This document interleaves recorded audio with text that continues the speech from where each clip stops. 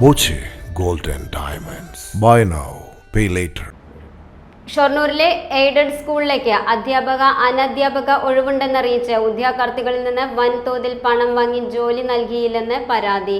CPM Shoranur local committee അംഗം ഉൾപ്പെടെയുള്ളവർക്കെതിരെയാണ് പണം നൽകിയവർ പരാതിയുമായി എത്തിയിരിക്കുന്നത്. സ്കൂളിലേക്ക് ഹൈസ്കൂൾ തല അധ്യാപകരെയും അനധ്യാപകരെയും നിയോഗിക്കുന്നതിനായി മുൻകൂർ പണം വാങ്ങിയെന്നാണ് ഉദ്യോഗാർത്ഥികളുടെ പരാതി. സ്കൂളിലെ അനധ്യാപകനും CPM ലോക്കൽ കമ്മിറ്റി അംഗവും ചേർന്നാണ് തട്ടിപ്പ് നടത്തിയതെന്നും പരാതിയിൽ ചൂണ്ടിക്കാട്ടുന്നു. പരാതിക്കാർ സ്കൂളിലെത്തി തുടങ്ങിയതോടെ അനധ്യാപകൻ ഇപ്പോൾ സ്കൂളിലെത്താറില്ലെന്നും പറയുന്നു. സ്കൂൾ മാനേജർ പോലും അറിയാതെയാണ് ലക്ഷങ്ങൾ അധ്യാപക ജോലി ആഗ്രഹിച്ചെത്തുന്നവരിൽ നിന്ന് വാങ്ങിയിരിക്കുന്നത്. ഹൈസ്കൂൾ ക്ലാസുകളിലേക്കുള്ള അധ്യാപകരുടെ നിയമനത്തിന് എയ്ഡഡ് സ്കൂൾ മാനേജർമാർ 35 ലക്ഷം മുതൽ പണം വാങ്ങാറുണ്ടെന്ന് പറയുന്നു. ഇതിനൊന്നും രേഖകളില്ലാത്തതിനാൽ പണം നൽകിയവർ വെട്ടിലായിരിക്കുകയുമാണ്.